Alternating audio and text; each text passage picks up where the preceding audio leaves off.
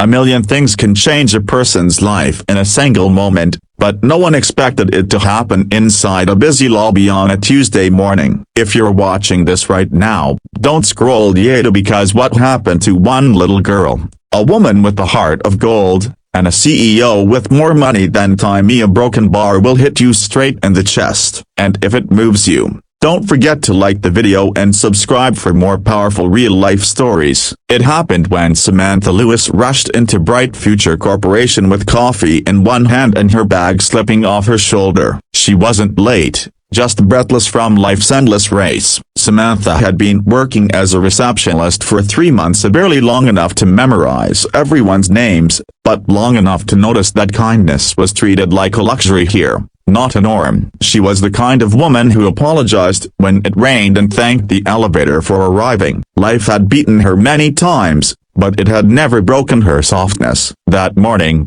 as employees poured in, a small figure slipped through the spinning doors. A tiny girl, about 7, holding a blue stuffed dinosaur so worn it looked like it had survived wars. Her eyes darted fast, overwhelmed by the crowd, the noise, the movement. The girl pressed her hands against her ears and began rocking slightly. No parent was in sight. Samantha's heart clenched instantly. She recognized that look. Her younger brother, who she practically raised, was autistic too. She knew the signs, the fear, the shutdown that could follow. So she stepped away from her desk. "Hey sweetheart," she whispered softly, crouching low. "Are you lost?" The girl didn't answer, just tapped her dinosaur against her chin in a repetitive motion. A man in a suit nearly bumped into her. She flinched. Samantha gently placed her own hands over the girl's ears, shielding her from the noise. "It's okay," she soothed. "You're safe." At that moment, the escalators hummed and someone shouted,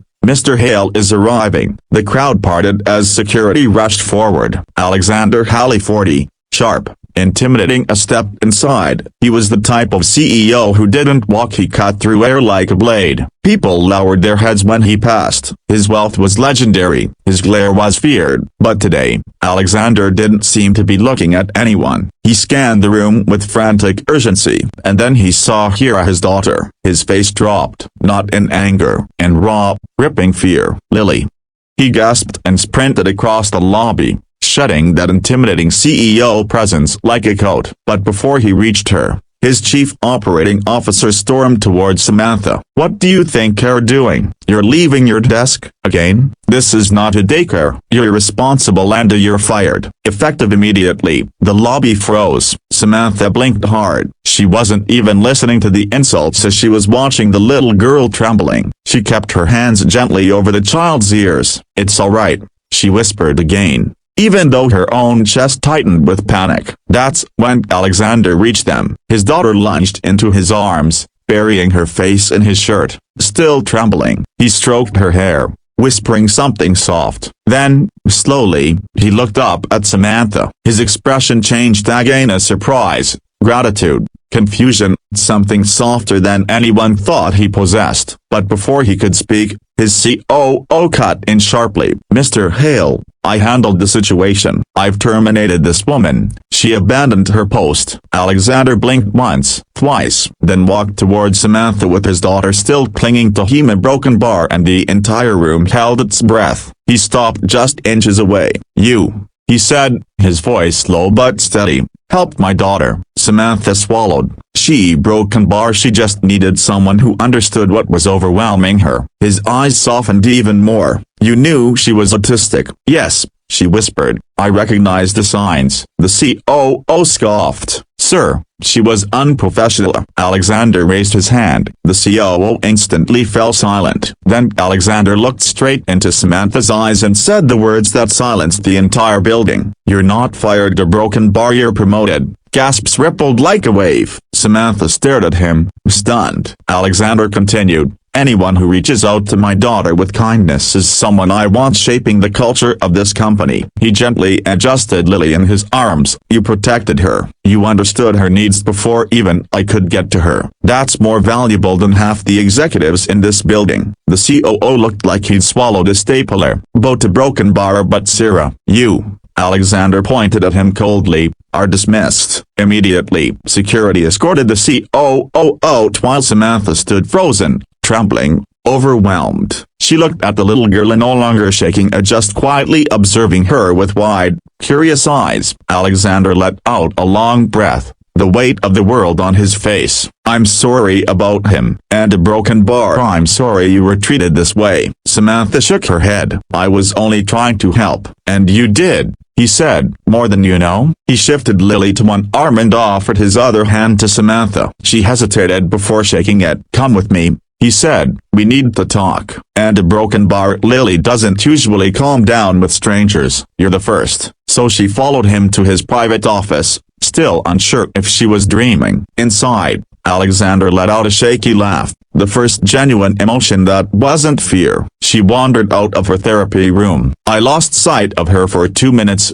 And a broken bar. "Well, you saw." Samantha nodded slowly. "Crowds are overwhelming. Sounds too. She needs a safe anchor." He stared at her. "You really understand her?" She hesitated. "My younger brother is autistic. I took care of him for years. People never understood him. They were always a broken bar, impatient, cruel. So I learned to be his shield." Alexander leaned back, his expression unreadable. "I've spent millions on specialists, a broken bar, and yet no one has ever explained things the way you just did." He took a deep breath. "I want to offer you a new position," he said. "Not just a promotion. I want you as Lily's full-time developmental AD, broken bar, and as the company's accessibility consultant, with a salary that reflects both roles." Samantha's jaw dropped. "Zero broken bar, that's life-changing," he finished softly. "Good. You changed hours today." Tears welled in her eyes. For the next few weeks, Samantha worked closely with Lily, learning her patterns, her triggers, her joys. Lily bonded with her more deeply than with any therapist before. She began speaking more, smiling more, exploring more. Alexander watched them every day from the doorway, his icy business armor cracking more each time. He saw not just an employee, a broken bar, but a woman who filled the world with kindness, despite everything she'd endured. One evening, after a small breakthrough with Lily, Samantha wiped her eyes, trying to hide her emotions. Alexander stepped closer. "You're changing her life," he murmured. She shook her head softly. "She's changing mine." "She's changing mine too," he whispered. Silence settled, a gentle, warm. Lily tugged Samantha's sleeve, then Alexander's, trying to bring their hands together. When their fingers brushed, neither pulled away. Over months, something beautiful grew on, not rushed, not dramatic, a broken bar, just real, a connection, fragile at first,